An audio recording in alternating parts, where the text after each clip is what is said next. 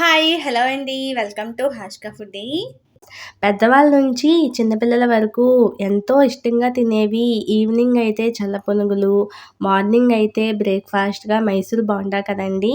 అంతెందుకు బయటికి ఎక్కడికైనా సరదాగా వెళ్ళినప్పుడు, "ఏవండీ అక్కడ ఆపండి మైసూర్ బోండా, చల్ల పునుగులు చాలా బావుంటాయి" అన్న సందర్భాలు చాలానే ఉంటాయి కదా మనకు. బయట దొరికే చల్ల పునుగులు, మైసూర్ బోండా ఇంట్లోనే ఎలా ఈజీగా ప్రిపేర్ చేసుకోవాలో ఈ వీడియోలో చూసేద్దాము. ఇంకా ప్రాసెస్‌లోకి వెళ్ళిపోదామా?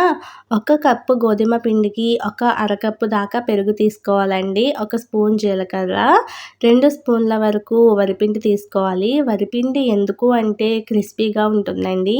మొత్తం అన్నీ కూడా ఒక మిక్సింగ్ బౌల్‌లో వేసేసుకుందాము. సాల్ట్ ఒక అర టీ స్పూన్ దాకా వేసుకోవాలండి. చిటికెడు వంట సోడా వేసుకోవాలి. వీటన్నిటిని కూడా బాగా కలుపుకోవాలండి. కలుపుకునేటప్పుడు చాలా జాగ్రత్తగా కలుపుకోవాలి. పిండి బాగా గట్టిగా ఉండకూడదు. అలా అని బాగా జోరుగా కూడా ఉండకూడదండి. మీడియంగా ఉండాలి. అప్పుడే మనకు బజ్జీలు చాలా టేస్టీగా వస్తాయన్నమాట. బయట బండి మీద దొరికే చల్ల పునుగులు కానీ, మైసూర్ బోండా కానీ మైదా పిండి వాడి చేస్తారు కదండీ! మనం ఇంట్లోనే గోధుమ పిండి వాడి చేస్తున్నాము. ఇక్కడ మనం గోధుమ పిండి యూజ్ చేసాం కాబట్టి హెల్త్‌కి కూడా చాలా మంచిదండి. పెద్దవాళ్ళకైనా, చిన్నపిల్లలకైనా మైదా పిండి అస్సలు మంచిది కాదండి. కాబట్టి ఇలాగే గోధుమ పిండితో ఇంట్లో ఒక్కసారి ట్రై చేయండి. చాలా బాగా వస్తాయన్నమాట. చూసారు కదా! పిండి మనం ఇలా కలుపుకోవాలండి. బాగా అంటే అన్నీ కలిసేటట్టు బాగా కలుపుకోవాలి. ఇలా మనం పైకి తీస్తే పిండి జారుతూ రావాలండి. మనకి కరెక్ట్‌గా సరిపోతుంది. వంట సోడా తక్కువగా వేసాం కాబట్టి పిండికి 30 నిమిషాలు రెస్ట్ ఇవ్వాలండి. 30 నిమిషాల తర్వాత చూద్దాము. చూసారు కదండీ! పిండయితే మనకి బజ్జీలు వేసుకోవడానికి రెడీ అయిపోయింది. దీన్ని కూడా ఒకసారి మొత్తం కలుపుకుందాము.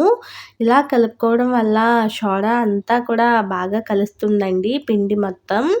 పిండి కలిపిన వెంటనే బజ్జీలు వేసేయాలి అనుకుంటే ఇంకొంచెం వంట సోడా వేసుకుంటే సరిపోతుందండి. మనకు మెత్తగా బాగా వస్తాయి. ఇప్పుడు స్టవ్ ఆన్ చేసుకొని ఒక మూకుడు పెట్టుకొని ఆయిల్ వేసుకోవాలండి. ఆయిల్ వేడెక్కిన తర్వాత మంట లో టు మీడియం ఫ్లేమ్‌కి పెట్టేసుకోవాలి. బజ్జీలు వేయగానే మాడిపోతాయండి. ఇది మట్టికి గమనించుకోండి. మంట లో టు మీడియం ఫ్లేమ్‌లో పెట్టేసుకొని ఇలా మనకి ఏ సైజ్ కావాలంటే ఆ సైజులో బజ్జీలు వేసుకోవాలి. బజ్జీలు వేసేటప్పుడు కొంచెం చిన్న సైజులోనే వేసుకోవాలండి. అప్పుడు టేస్టీగా, క్రిస్పీగా బావుంటాయన్నమాట.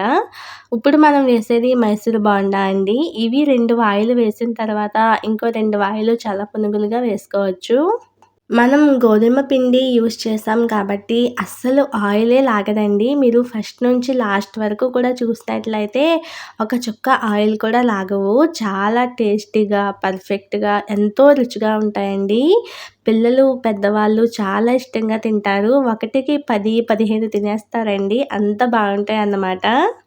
పిండి కలుపుకునేటప్పుడు మనం పెరుగు వేసాం కదండీ! పెరుగు బాగా పుల్లగా ఉంటే కూడా బజ్జీలు టేస్టీగా ఉంటాయండి. ఒక వాయి వేసిన తర్వాత ఇప్పుడు రెండో వాయి వేసుకున్నాం కదండీ! ఇవి అయిపోయిన తర్వాత చల్ల పునుగులుగా వేసుకోవచ్చు. మైసూర్ బోండాకైనా, చల్ల పునుగులకైనా పిండి ఒకటేలా కలుపుతారండి. చిన్న సైజుగా వేసుకుంటే చల్ల పునుగులు, పెద్దగా వేసుకుంటే మైసూర్ బోండా అన్నమాట. చాలా చాలా టేస్టీగా ఉంటాయండి. తప్పకుండా ట్రై చేయండి. ఈ వాయి తీసేసిన తర్వాత ఇప్పుడు చల్ల పునుగులుగా వేసుకుందాము. ఇప్పుడు కొంచెం చిన్నగా చల్ల పునుగులు వేసుకుందాము. ఈ మైసూర్ బోండా, చల్ల పునుగులకి పుల్ల పుల్లగా ఉండే చట్నీ అయితే చాలా బావుంటుందండి. చూసారు కదా ఎంత బాగా వచ్చాయో. తప్పకుండా ట్రై చేయండి. అల్లం చట్నీ, కొత్తిమీర పచ్చడి, టమాటా చట్నీ వీటితో తింటే చాలా టేస్టీగా ఉంటాయండి. ఇలాంటి మరెన్నో వీడియోస్ కోసం మన ఛానల్‌ని సబ్స్క్రైబ్ చేయండి. పక్కనే ఉన్న బెల్ బటన్‌ని క్లిక్ చేయండి. లైక్ చేయడం మాత్రం మర్చిపోకండి. ఓకే అండి. నెక్స్ట్ వీడియోలో కలుద్దాం. బాయ్.